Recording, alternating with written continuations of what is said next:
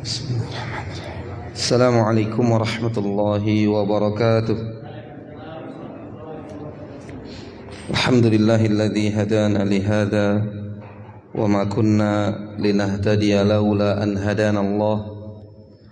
Asyhadu an la ilaha illallah wahdahu la syarika lah wa asyhadu anna Muhammadan abduhu wa rasuluh sallallahu alaihi wa ala alihi wa ashabihi wa man tabi'ahum bi ihsanin ila yaumiddin wa sallama tasliman katsira. Amma ba'd. Ikhwani wa akhwati rahimani wa rahimakumullah, bersyukur kita kepada Allah tabaraka wa taala yang masih memberikan kepada kita nikmat rahmat dan kasih sayangnya sehingga pada kesempatan yang berbahagia ini kita dapat melanjutkan pelajaran rutin kita membaca kitab Riyadhus Shalihin karya Al-Imam An-Nawawi rahimahullah. Salawat dan salam semoga senantiasa tercurahkan kepada Nabi kita yang mulia dan Rasul kita tercinta Muhammad bin Abdullah alaihi afdhalus salati wa atammu taslim. Dengan memohon taufik dan pertolongan Allah Jalla wa Ala, kita lanjutkan pelajaran kita yang masih di bawah bab ke-13 di halaman 145 dari kitab terjemahan. Hadirin hadirat rahimani wa rahimakumullah, setelah kita membacakan beberapa ayat dari kitab Allah Jalla wa Ala sebagai dalil atau bukti bahwa amal soleh itu sangat banyak sekali dan semuanya baik yang kecil terlebih lagi yang besar akan dibalasi oleh Allah Subhanahu wa taala dengan cara fadlun minhu jalla wa ala, mendapatkan keutamaan dari Allah Subhanahu wa taala dengan bentuk satu amal soleh pahalanya 10 sampai 700 kali lipat dan sampai hitungan yang tidak terhingga. Demikian Allah Subhanahu wa taala dengan kemahamurahannya dan juga keluasan rahmat dan keutamaannya membalasi hamba-hambanya yang beramal saleh dengan balasan yang sangat banyak, besar. Bahkan Allah Jalla wa Ala mengatakan di dalam Al-Quranul Karim, bi ahsani ma kanu ya'malun, kami memberikan balasan kepada mereka bi ahsan, dengan lebih dari sekedar yang mereka kerjakan. Ini untuk permasalahan amal saleh. Adapun bagaimana seorang hamba melakukan dosa juga sudah kita singgung, di mana Allah Subhanahu wa taala akan menghukum hamba itu sesuai dengan kadar kesalahannya tanpa dizolimi sedikit pun. Artinya kesalahannya tidak akan dilipat gandakan oleh Allah Subhanahu wa taala sebagaimana kebaikannya yang dilipat gandakan oleh Allah Jalla wa Ala. Nah, setelah kita membacakan ayat-ayat ini dan juga kita telah sampaikan hikmah yang disebutkan oleh para ulama dari beragamnya amal soleh, ada sholat, puasa, zakat dan seterusnya. Ya ini agar menimbulkan minat yang kuat dan semangat yang tinggi untuk mengerjakan amal soleh tersebut, serta ini akan menepis adanya rasa bosan. Ya, seperti kita contohkan, kalau seandainya syariat puasa itu seumur hidup, maka ini akan sangat membosankan dan meletihkan. Ya.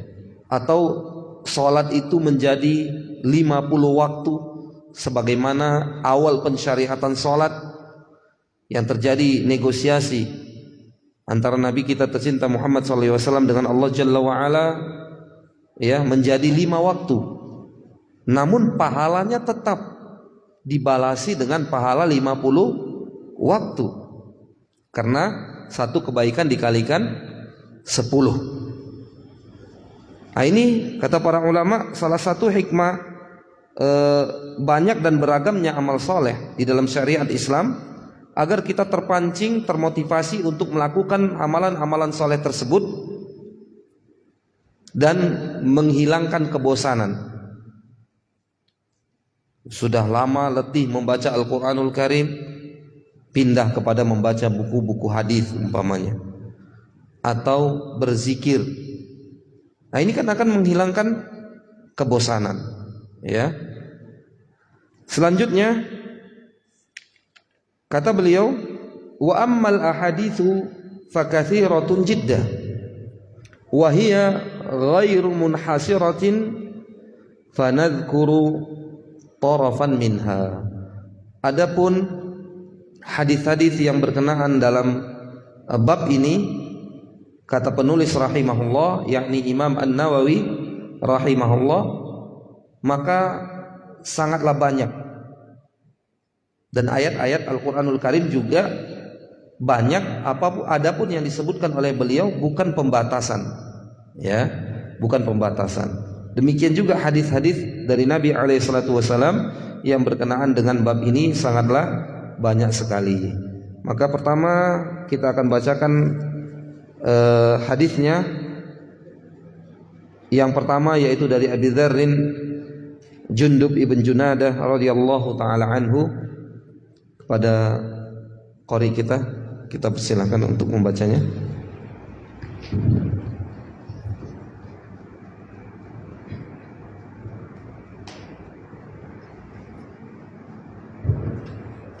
Bismillahirrahmanirrahim. Alhamdulillahirabbil alamin, wassalatu wassalamu ala asyrafil anbiya'i wal mursalin wa ala alihi wa sahbihi ajma'in.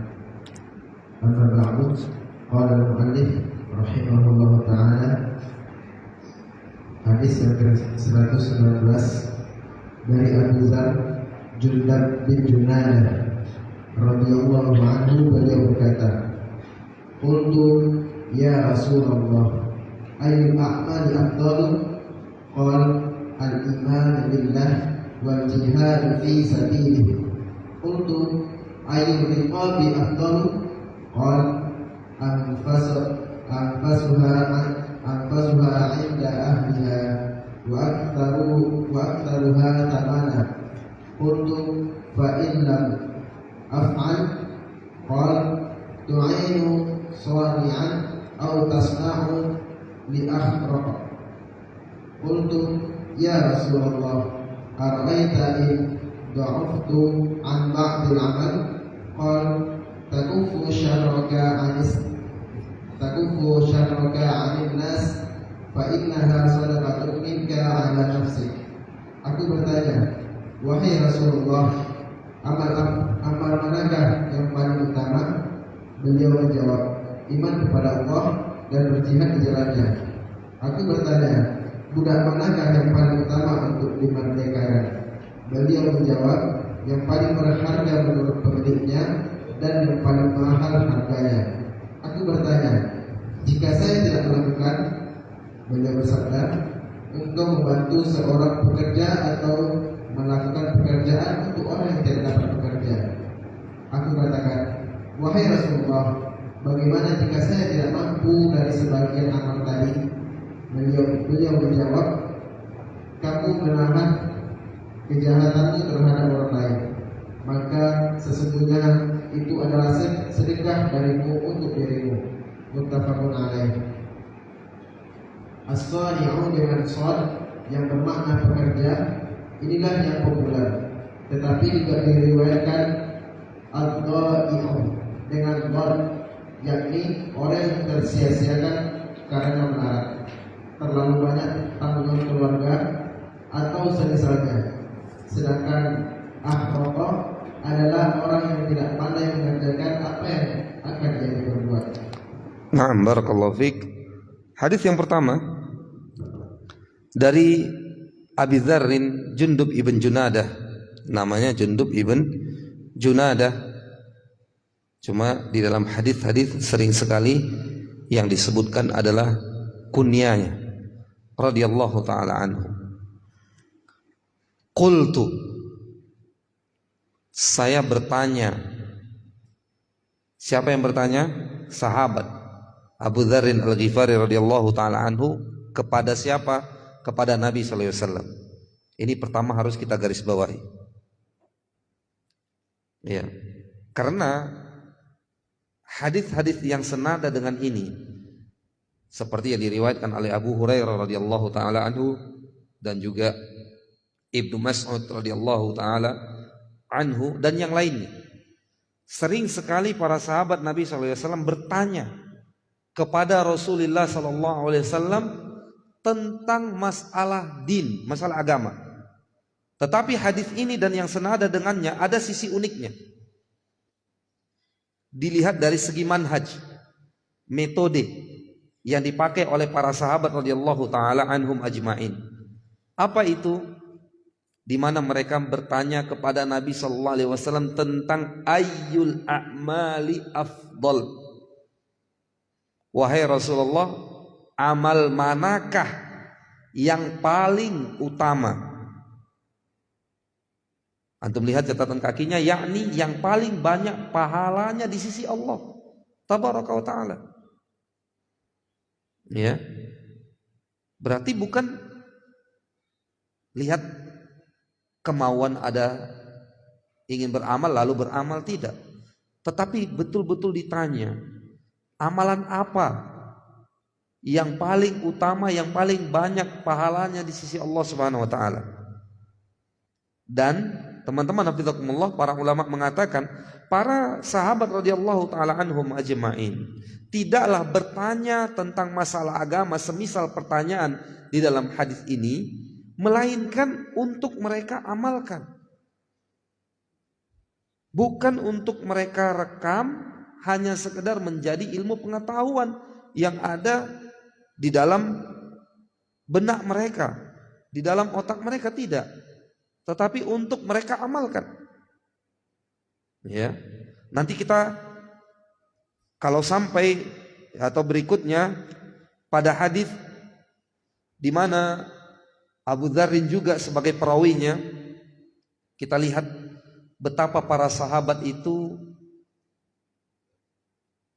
iri kepada orang kaya, bukan dari sisi orang kaya itu pakai mobil atau kendaraan yang bagus di zaman dulu, rumahnya seperti istana, tidak.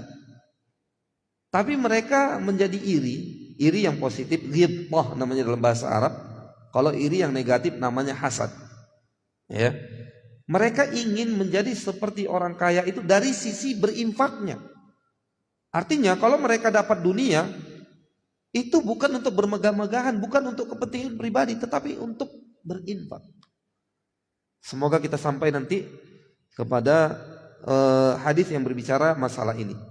Intinya teman-teman hafizakumullah, para sahabat radhiyallahu taala anhum ajmain ya, bertanya permasalahan agama untuk mereka amalkan. Bukan untuk ya sebagai wawasan semata. Dan yang mereka tanyakan adalah amalan-amalan yang berkualitas, yang paling banyak pahalanya. Nah ini. Nah, sehingga ada salah satu kajian kita membahas spesial masalah ini dalam sebuah kitab yang kita pakai, Tajridul Ittiba' fi Bayani Asbabi Tafadulil A'mal, karya Syekh Ibrahim bin Amir Ar-Ruhaili. Kenapa? Kita ini kan usianya terbatas. Jadi bagaimana usia yang terbatas ini banyak terisi oleh amal soleh.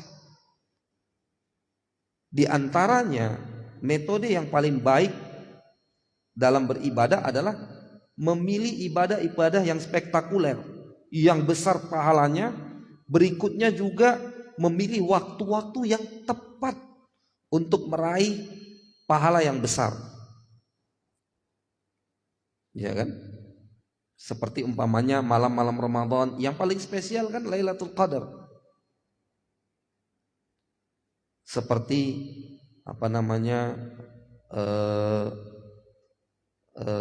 berumrah Yang paling spesial kan di Ramadan. Nah, dan yang demikian teman-teman hafizakumullah.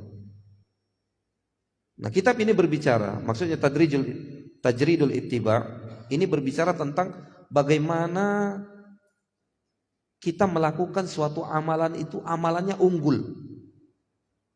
Ya, boleh kita bahasakan sekali mendayung 2-3 pulau terlampaui, kurang lebih seperti itu pembahasan. Dan ini adalah manhaj sahabat radhiyallahu taala anhum ajma'in.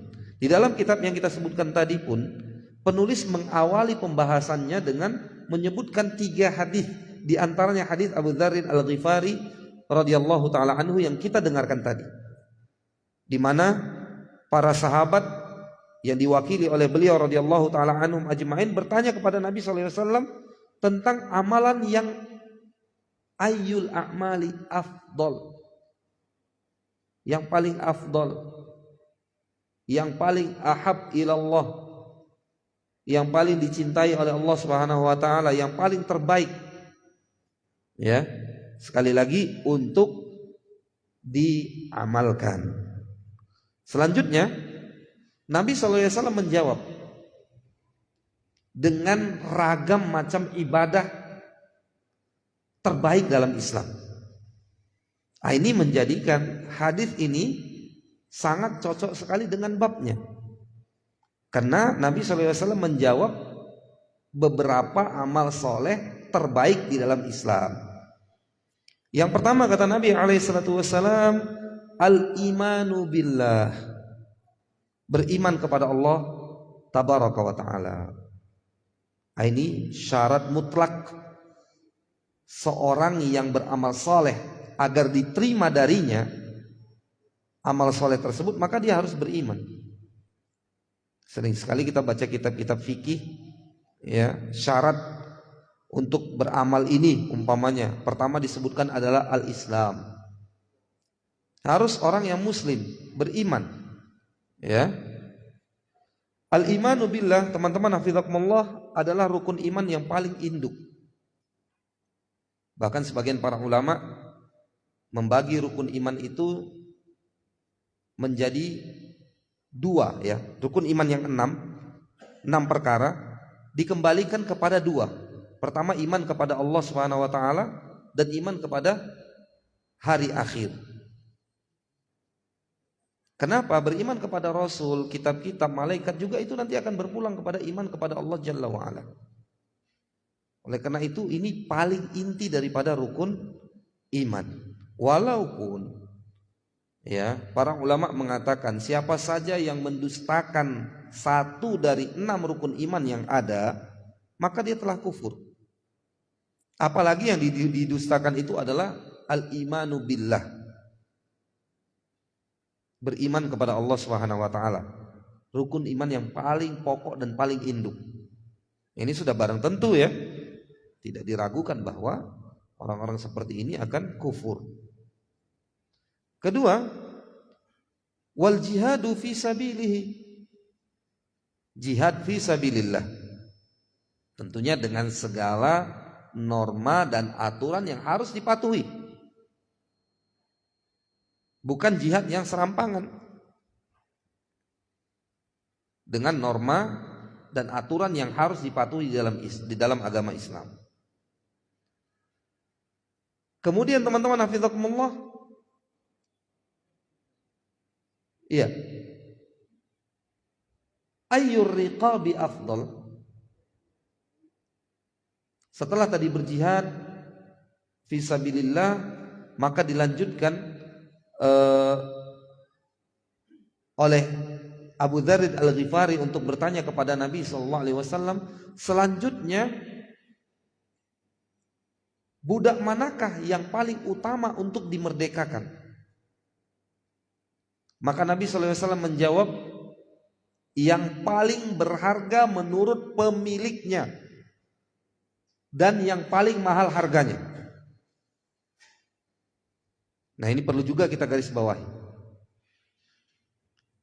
Ternyata teman-teman hafizakumullah, konsep memberi, berinfak, berwakaf, bersedekah, itu yang paling terbaik adalah memberikan yang terbaik, bahkan yang paling kita sukai dari semua yang ada menjadi milik kita. Terbukti di sini, ya, Nabi SAW menjelaskan bahwa yang terbaik di dalam merdekakan budak adalah yang paling berharga menurut pemiliknya dan yang paling mahal harganya. Bahkan sebagian para ulama mengatakan yang paling dicintai oleh tuannya. Kadangkala ada ya, budak atau bahkan karyawan pembantu yang memang dedikasinya luar biasa sekali. Ya tahu-tahu ada kawan minta tolong untuk dibantu. Nah ini biasanya berat kita melepas karyawan yang seperti ini. Ya. Budak yang dedikasinya luar biasa. Bahkan sebagian budak itu mengetahui rahasia daripada tuannya. Tetapi harus direlakan manakala diberikan untuk fisabilillah di jalan Allah Jalla wa'ala. Oleh karenanya teman-teman hafizakumullah, para sahabat radhiyallahu taala anhum ajma'in semisal Ibnu Umar radhiyallahu taala anhuma, beliau mengatakan atau dituturkan tentang beliau, idza a'jabahu syai'un min malihi tasaddaqa bihi ittiba'an li hadhil ayah. Adapun Ibnu Umar radhiyallahu taala anhu, ketika dia mengagumi sesuatu daripada hartanya, ya kalau kendaraan mungkin dielus-elus, ya, dikagumi luar biasa, dimandiin gitu. Idza ajabahu, kalau dia sudah mulai mengaguminya, ya berarti mencintainya, kan begitu. Saat itu pula dia bersedekah dengan yang dia kagumi, dia cintai itu. Untuk apa? Ittiba'an li hadhil ayah, untuk mengikuti, merealisasikan isi daripada kitab sucinya. Ayat Al-Quranul Karim dalam surah Ali Imran 92, Allah Jalla wa'ala mengatakan, lan tanalul birra hatta tunfiqu mimma tuhibbun. Kalian tidak akan mendapatkan kebaikan sampai kalian mau untuk menginfakkan dari harta yang paling kalian cintai. Ini luar biasa semangatnya para sahabat radhiyallahu taala anhum ajma'in, seperti yang juga pernah kita ceritakan, kita kisahkan, kita tuturkan tentang Abu Talha radhiyallahu taala anhu. Seketika mendengar ayat ini, beliau langsung menemui Nabi alaihi salatu wasalam dan menyerahkan harta yang paling dia sayangi, yaitu sebuah kebun berada di depan Masjid Nabawi. Di dalam kebun itu ada sebuah sumur yang sangat baik sekali airnya, dan Nabi SAW kerap sekali minum dari sumur itu. Ketika ayat ini turun, dia berkata, ya Rasulullah, Bayruha, nama kebun itu, saya serahkan dia untuk Allah subhanahu wa ta'ala. Lalu Nabi SAW mendengar ucapan Abu Talha radhiyallahu ta'ala anhu itu dan berkata, bakhin, malun rabih. Nabi SAW kagum dan mengatakan, ini adalah harta yang menguntungkan, ini adalah harta yang menguntungkan, investasi yang luar biasa, yang pasti untungnya, investasinya pasti berhasil dan menguntungkan. Lalu Nabi SAW ya meminta Abu Talha untuk membagikan Bayruha itu kepada karib kerabatnya atas instruksi daripada Nabi SAW, dan lalu beliau pun membaginya kepada karib kerabatnya. Intinya bahwa keimanan mereka yang sangat luar biasa dengan janji-janji Allah Jalla wa'ala di dalam Al-Quranul Karim, dan juga apa yang disabdakan oleh Nabi SAW kepada mereka, kepada umat Islam, tentang keutamaan memberi yang sangat luar biasa. ya, terutama di masa-masa sulit. Saat pancaklik, saat sulitnya mencari penghidupan, saat suasana mencekam seperti baru saja kita alami di masa COVID-19, yaitu masa-masa sulit, berinfak di sana di masa-masa seperti itu sangatlah afdal dan luar biasa pahalanya dari sisi Allah Jalla wa'ala. Kemudian hadirin hadirat rahimani wa rahimakumullah, kita lanjutkan. Abu Dzarrin pun bertanya, aku bertanya, jika saya tidak melakukannya. Ya, karena teman-teman hafizakumullah, Abu Dzarrin Al-Ghifari radhiyallahu taala anhu ini termasuk sahabat yang miskin. Ya, yang nggak mungkin dia bisa memerdekakan budak karena tidak punya. Maka Nabi sallallahu alaihi wasallam bersabda, engkau membantu seorang pekerja untuk melakukan pekerjaannya. Ada orang-orang yang dia sudah punya bahan kadang-kadang untuk bekerja, tetapi kurang pandai untuk mengelola bahan tersebut. Maka ini perlu bantuan. Atau dia seorang yang pengangguran, perlu lapangan pekerjaan, dibantu juga. Ya. Atau dalam sebuah riwayat, sani'an di sini adalah dha'i'an, yaitu orang yang miskin melarat karena banyak tanggungannya. Ya, engkau membantu seorang pekerja atau melakukan pekerjaan untuk orang yang tidak dapat bekerja. Aku katakan, wahai Rasulullah, bagaimana jika saya tidak mampu dari sebagian amal tadi, dari yang disebutkan tadi? Kalau tidak mampu bagaimana? Apa yang harus saya lakukan ya Rasulullah? Tetap ingin berbuat, ya, semangat tidak luntur. Tidak punya harta untuk berinfak, cari yang lain. Ada nggak amal soleh yang bisa mengimbangi infak sedekah tersebut? Ada nggak jalan lain, ya, yang setara kira-kira pahalanya dengan berinfak, bersedekah, atau sesuatu yang tidak mampu untuk dilakukan tapi tetap ingin melakukan amal soleh? Ada tidak? Nabi SAW menjawab, kamu menahan kejahatanmu. Ini luar biasa teman-teman. Ya, kamu menahan kejahatanmu terhadap orang lain, maka sesungguhnya itu adalah sedekah dari dirimu, sedekah darimu untuk dirimu. Menahan kejahatan agar tidak mengenai orang lain, termasuk kejahatan tangan, kaki, lisan, bahkan pemikiran. Ya, ini luar biasa teman-teman hafizakumullah. Oleh karenanya ketika Nabi SAW mendefinisikan seorang muslim itu, Nabi SAW mengatakan, al-muslimu man salimal muslimuna min lisanihi wa yadihi. Seorang muslim itu adalah orang yang selamat muslim lainnya dari bahaya min lisanihi wa yadihi, lisan dan tangannya. Ya. Ini hadis muttafaqun alaih. Oleh karena sering kita katakan, kalaulah kaum muslimin, kaum muslimat dekat dan peduli dengan ajaran agama mereka, maka hidup mereka akan aman, damai, tentram. Tetapi karena kejauhan mereka dari ajaran agama, terjadilah kekacauan di mana-mana. Terjadi kekacauan di mana-mana. Itu semua, ya, faktor utamanya karena memang jauh dari ajaran agama.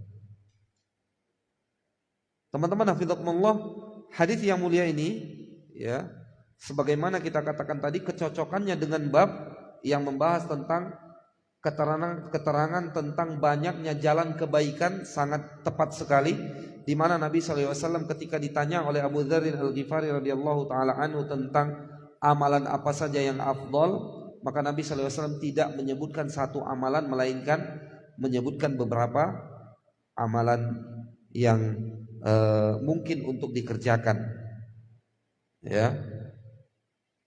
Kemudian yang berikutnya kita baca hadis yang kedua di bawah bab ini. Tafadhal Afi. Hadis yang kedua dari bab ini dari Abu Dzar radhiyallahu anhu bahwa Rasulullah sallallahu alaihi wasallam bersabda, "Yusbihu ala kulli sulama min ahadikum shadaqah, wa kullu tasbihatin shadaqah, wa kullu tahmidatin shadaqah, wa kullu tahdilatin shadaqah, wa kullu takbiratin shadaqah, wa amru bil ma'rufi shadaqah, wa nahyun 'anil munkar shadaqah, wa yajzi'u min dzalika rahmatani yarka'uhuma minat Tuhan." Setiap persendian salah seorang di antara kalian mengandung kewajiban sedekah setiap paginya. Setiap tasbih adalah sedekah, setiap tahmid adalah sedekah, setiap tahlil adalah sedekah, setiap takbir adalah sedekah, amar ma'ruf adalah sedekah, dan nahi munkar adalah sedekah. Dan 2 rakaat yang dikerjakan di waktu duha mencukupi semua itu. Diriwayatkan oleh Muslim. As-sulama dengan sin tidak bertitik di dhammah, lam tanpa tasydid dan mim di fathah, yakni persendian. Nah, barakallahu fiik. Kita lihat hadis yang kedua di bawah bab ini, masih dari jalur Abi Dzarrin Jundub ibn Junadah radhiyallahu taala anhu. Ya. Nabi sallallahu alaihi wasallam bersabda, setiap persendian, sulama artinya persendian, setiap persendian salah seorang di antara kalian menanggung kewajiban sedekah pada setiap paginya. Para ulama menyebutkan, karena ini didukung oleh dalil-dalil, maka persendian itu ada 360 persendian pada sebatang tubuh. Banyak ya, 360. Di mana setiap persendian ini diharuskan untuk bersedekah. Cuma kata diharuskan di sini bukan wajib. Ya. Dan sedekah dalam makna ini tidak terbatas hanya sedekah menggunakan harta, tetapi maknanya sangat luas. Termasuk berzikir, semuanya itu maknanya bersedekah. Kemudian al-amru bil ma'ruf wan nahyi 'anil munkar, seperti yang kita dengarkan tadi pada terjemahan hadis. Ya, semua maknanya sedekah. Hanya saja sedekah yang disebutkan dalam hadis ini yang harus dilakukan oleh 360 sendi dalam rangka untuk mensyukuri nikmat Allah Jalla wa Ala, ini sedekah yang nafilah, sunnah. Karena menebus ataupun mensyukuri nikmat Allah Jalla wa Ala cukup dengan mengerjakan yang wajib-wajib saja dan meninggalkan yang mungkar. Ya. Adapun sekali lagi sedekah dalam makna kullu sulama, setiap persendian harus bersedekah, maknanya adalah yakni sedekah yang bukan wajib. Kemudian teman-teman hafizakumullah,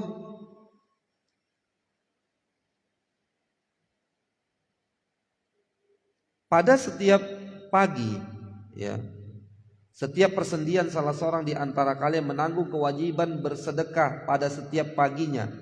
Setiap tasbih adalah bernilai sedekah. Satu tasbih mengatakan subhanallah bernilai sedekah. Kalau 100 tasbih berarti 100 sedekah. Maka untuk 360 sedekah itu sangat-sangat mudah dilakukan. Sangat-sangat mudah. Ya. Karena kalau kita berzikir saja sehabis sholat fardu, itu sudah 100 lafaz dibaca. 3 kali sholat, 3 kali berzikir, 300. Belum lagi amal soleh yang lainnya. Maka sangat mudah untuk dilakukan. Ya. Oleh karena itu, nanti pada hadis yang kita singgung tadi, Abu Dzar Al-Ghifari radhiyallahu taala anhu melaporkan kepada Nabi sallallahu alaihi wasallam tentang kecemburuannya terhadap orang-orang kaya yang mereka juga sholat, puasa, tapi mereka punya harta untuk berinfak. Lalu Nabi sallallahu alaihi wasallam memberikan jalan keluar kepada Abu Dzar Al-Ghifari radhiyallahu taala anhu dan orang-orang yang seperti beliau untuk bersedekah, untuk bertasbih, bertahlil, itu semua bernilai sedekah. Ya. Nah, tasbih dan juga tahmid serta tahlil bernilai sedekah.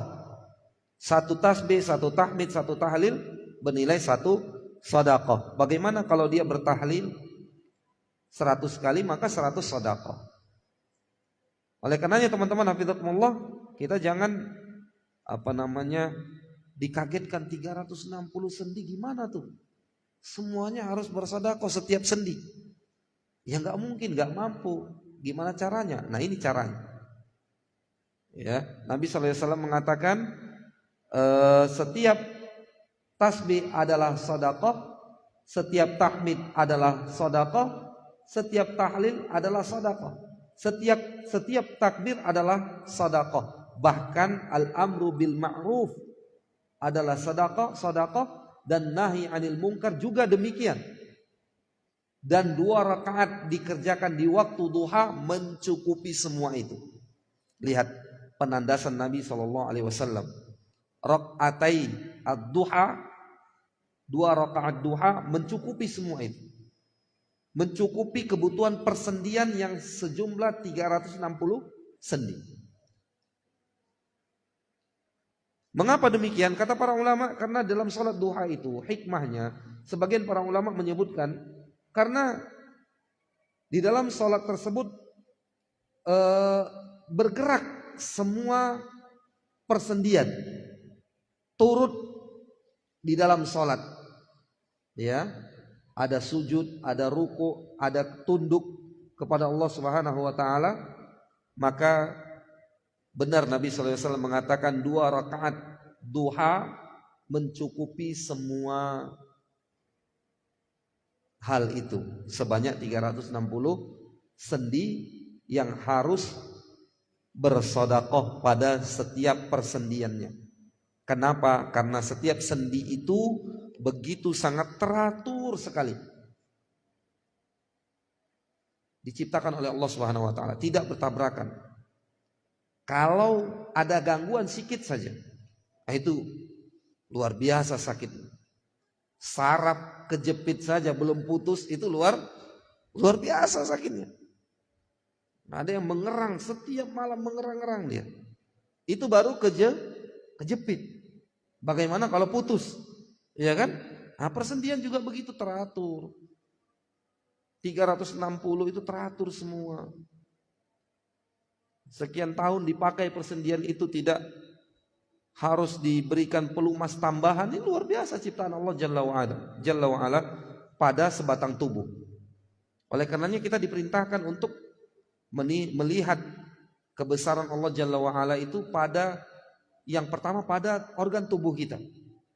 Salah satunya 360 sendi yang diciptakan oleh Allah Subhanahu wa taala, yang tidak perlu perawatan berkala, ya.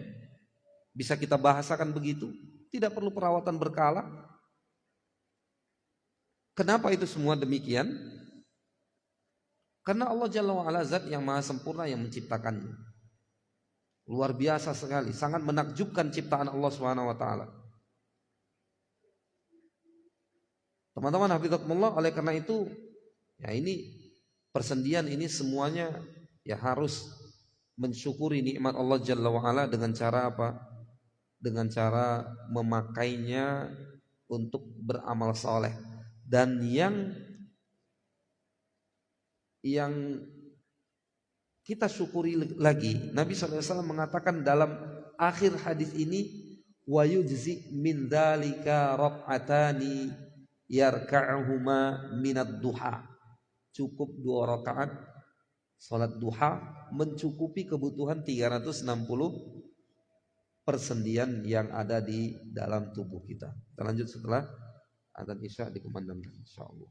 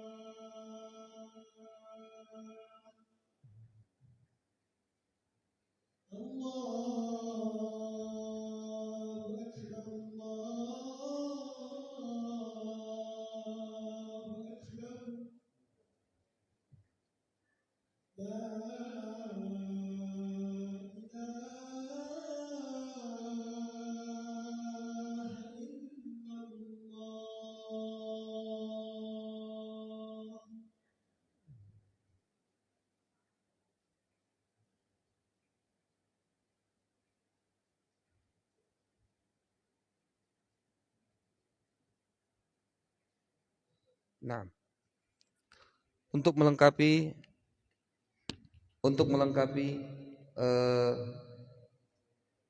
pembahasan tentang salat duha, ya, Syekh Utsaimin rahimahullah membahas tentang waktu salat duha, yaitu dimulai dari setelah matahari terbit, tepatnya 1/4 jam atau 1/3 jam setelah matahari terbit. Batas akhirnya sampai sesaat sebelum masuknya waktu zawal, waktu salat zuhur. Nah, ini rentang waktu yang sangat panjang. Dan yang paling afdal adalah ketika matahari mulai panas sinarnya. Karena Nabi SAW mengatakan salatul awwabin, maksudnya adalah salat duha hina tarmudul fisal, yaitu ketika anak-anak onta mulai cari tempat bernaung karena sudah kepanasan. Ya, ini waktu yang afdal untuk salat duha. Adapun kapan dimulainya, seperti yang kita katakan tadi, setelah 1/4 atau 1/3 jam dari terbitnya matahari sampai sesaat sebelum masuknya waktu zawal. Adapun tentang berapa rakaat jumlah bilangan salat duha, para ulama mengatakan yang paling sedikit, minimal salat duha itu adalah 2 rakaat seperti hadis yang kita dengarkan tadi. Batasan maksimalnya berapa? Sebagian para ulama mengatakan 8 rakaat. Sebagian lain mengatakan tidak ada batasan maksimalnya. Pendapat yang pertama mengatakan batasan maksimalnya adalah 8 rakaat. Mereka berdalil dengan hadis Ummu Hani radhiyallahu taala anha, di mana Nabi SAW ketika Fathu Makkah mandi di rumah Ummu Hani radhiyallahu taala anha, kemudian beliau melakukan salat sebanyak 8 rakaat di waktu duha. Para ulama yang mengatakan batas maksimal salat duha adalah tidak terbatas, berapa saja sebanyaknya, ya. Selama apa? Jumlahnya genap. Karena salat malam ditutup dengan jumlah yang ganjil, kalau salat di siang hari ditutup dengan jumlah salat yang genap. Nah, mereka berdalilkan hadis Aisyah radhiyallahu taala anha yang dikeluarkan oleh Imam Muslim, bahwa Nabi SAW salat duha, karena an-Nabi SAW yusalli duha arba'an wa yazidu ma syaa Allah. Adalah Nabi SAW, kata Aisyah radhiyallahu taala anha, salat duha sebanyak 4 rakaat dan menambahnya sampai jumlah bilangan yang masya Allah, yang banyak. Tidak disebutkan batasannya, ya. Cuma teman-teman hafizakumullah, 2 rakaat saja cukup. Oleh karena itu Syekh Ibnu Utsaimin rahimahullah mengatakan di dalam syarahnya atau komentarnya terhadap hadis ini, wa fihi aidan dalilun ala anna rak'atay duha sunnatun kulla yaumin. Dalam hadis ini juga ada dalil bahwa 2 rakaat salat duha itu sunnah hukum dan sunnah untuk dilakukan setiap hari, ya. Li'annahu idza kana kullu yaumin 'alaika shadaqah ala kulli 'udwin min a'dha'ik wa kanatir rak'atani tujzi fahadha yaqtadi anna salat ad-duha anna salat ad-duha sunnatu kulli yaumin wa min ajli an taqtadiya as-sadaqat wa min ajli an taqdi as-sadaqati allati 'alaik. Artinya, oleh karena itu kata beliau, jika setiap harinya engkau dibebani untuk bersedekah untuk bersedekah dari semua anggota tubuhmu yang 360 persendian tadi. Kalau seandainya engkau dibebani, tapi garis bawahi kata beban di sini artinya apa? Tadi sunnah, bukan wajib. Jika sekiranya itulah bebanmu dan 2 rakaat duha dapat menebusnya, ini menunjukkan bahwa sholat duha itu adalah sunnah yang dilakukan setiap hari. Kenapa? Min ajli an taqdi as-sadaqat allati alaik, untuk melunasi beban bersedekah yang ada di pundakmu. Ya, 360 persendian tadi. Nah, ini teman-teman hafizakumullah, secara materi ini yang dapat kita sampaikan pada kesempatan yang mulia ini. Kita tutup dengan menjawab pertanyaan yang masih gantung pada pertemuan terakhir tentang membaca lafaz zikir atau doa lain di sujud selain daripada lafaz subhana rabbiyal a'la. Nah, ini perlu kita sampaikan bahwa pertama, jumhur ulama, mayoritas para ulama mengatakan bahwa tasbih di dalam ruku dan sujud hukumnya sunnah dan tidak wajib. Barang siapa yang meninggalkannya secara sengaja atau lupa, atau menukar zikir ruku dibaca di sujud, sebaliknya zikir sujud dibaca di ruku. Nah, sebagian anak kayaknya pernah. Dengarkan ini pendapat para ulama. Maka kalau terjadi hal seperti ini, ya, lupa membacanya atau sengaja atau tukar, ya, teringat kerja belum selesai tertukar di ruku subhana rabbiyal a'la, udah samiallahu liman hamidah, baru teringat salah tempat. Nah, kata jumhur para ulama, fasolatu sahihah wala syai'a alaih, salatnya sah, benar, dan tidak ada hukuman apapun, baik kurang pahala ataupun sujud sahwi, tidak. Fala syai'a alaih, tidak mengapa, tidak ada tuntutan kepadanya. Dalilnya hadis musi'us shalah, ketika seorang Arabi, seorang Badui sholat cepat-cepat tanpa tumak-ninah, Nabi SAW menegurnya, disuruh ulangi, sholli fa innaka lam tusolli, sholat lagi engkau belum sholat. Apa yang tinggal? Tumak-ninah. Karena tumak-ninah itu rukun kalau ditinggalkan berarti harus diulangi ibadahnya. Sehingga setelah 3 kali orang ini putus asa, apa yang salah lagi, kata dia kan? Padahal semua kayaknya sudah mantap.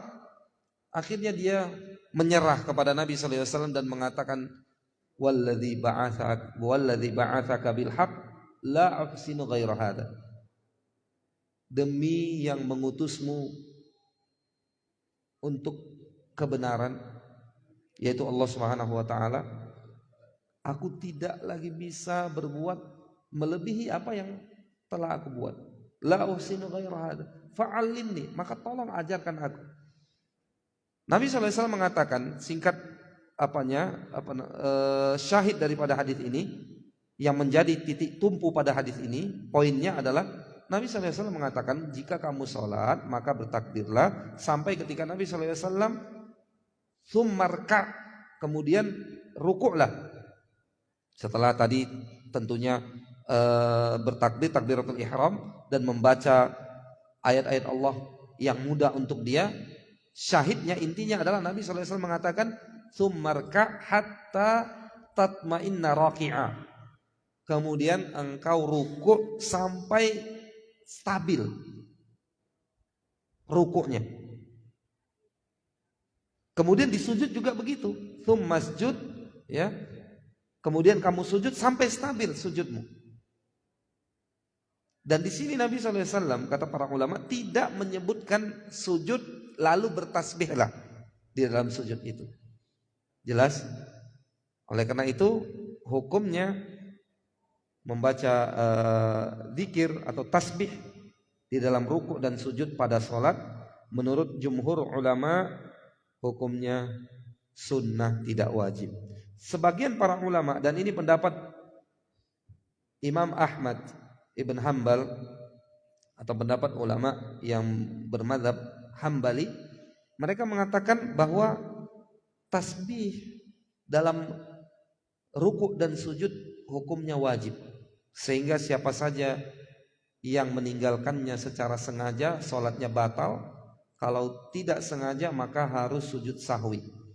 Dan siapa yang tertukar tadi kasusnya, doa ruku dibaca di sujud dan sebaliknya, maka dia harus sujud sahwi. Ya, ini dua pendapat para ulama. Nah, teman-teman hafizakumullah, ya, dalil mereka hadis Nabi SAW ketika Nabi SAW mengatakan ketika turun ayat Allah Jalla wa'ala, fasabbih bismi rabbikal azim, Nabi SAW mengatakan menjadikan bacaan ini di dalam rukuk kalian. Dan ketika turun ayat Allah Jalla wa'ala, sabbih isma rabbikal a'la, jadikan bacaan ini subhana rabbiyal a'la di dalam sujud kalian. Dan hadis yang lain, ammas sujud, kata Nabi SAW, fa'azzimu fihi rabb. Adapun di dalam di dalam ruku', ammar ruku' fa'azzimu fihi rabb.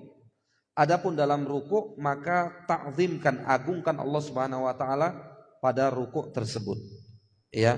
Adapun di sujud, perbanyaklah berdoa di sana, semoga Allah Subhanahu wa taala mengijabah doa kalian di sujud tersebut. Nah, ini dua pendapat para ulama.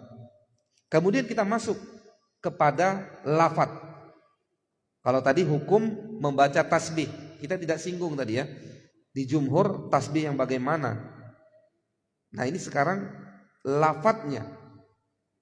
Lafaz subhana rabbiyal a'la jika ditinggalkan di dalam sujud, bagaimana sholatnya? Sah atau tidak? Ya, juga pendapat para ulama. Kalau jumhur selesai sudah, nggak perlu dibahas lafaznya, karena pada dasarnya mereka mengatakan hukumnya sunnah. Nah, sebagian para ulama di antaranya Syekhul Islam Ibnu Taimiyah rahimahullah dan yang lainnya memberikan kelonggaran di dalam masalah ini. Ya, memberikan kelonggaran. Yang penting tasbih mengosongkan ataupun menyucikan Allah Subhanahu wa taala dari semua bentuk kekurangan dan aib. Oleh karena itu, pada lafaz tasbih ketika turun surah An-Nasr, Nabi SAW tidak ya. Dan ana secara pribadi merojihkan pendapat ini, di mana beliau mengatakan yang wajib adalah membaca doa subhana rabbiyal a'la di sujud. Adapun lafaz tasbih lainnya mustahab. Ya. Dan ini wallahu taala a'lam, menurut penilaian ana pribadi lebih hati-hati. Ya, lebih hati-hati berdasarkan dalil yang disebutkan tadi di pendapat para ulama bermadzhab Hambali. Wallahu taala a'lam. Dengan demikian kita paparkan sedikit untuk mencerahkan pertanyaan atau menjawab pertanyaan yang ditanyakan pada pertemuan terakhir. Semoga Allah Subhanahu wa taala ya menjadikan pertemuan kita ini dan yang sebelumnya pertemuan yang diberkahinya, dirahmatinya, dan tentunya kita berharap bahwa setiap amal soleh yang kita kerjakan diterima oleh Allah Tabaraka wa taala.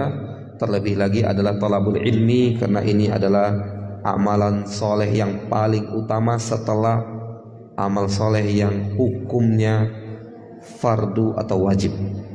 Dan sepakat para ulama mengatakan bahwa menuntut ilmu adalah amal soleh terbaik setelah amalan yang bersifat wajib ataupun fardu.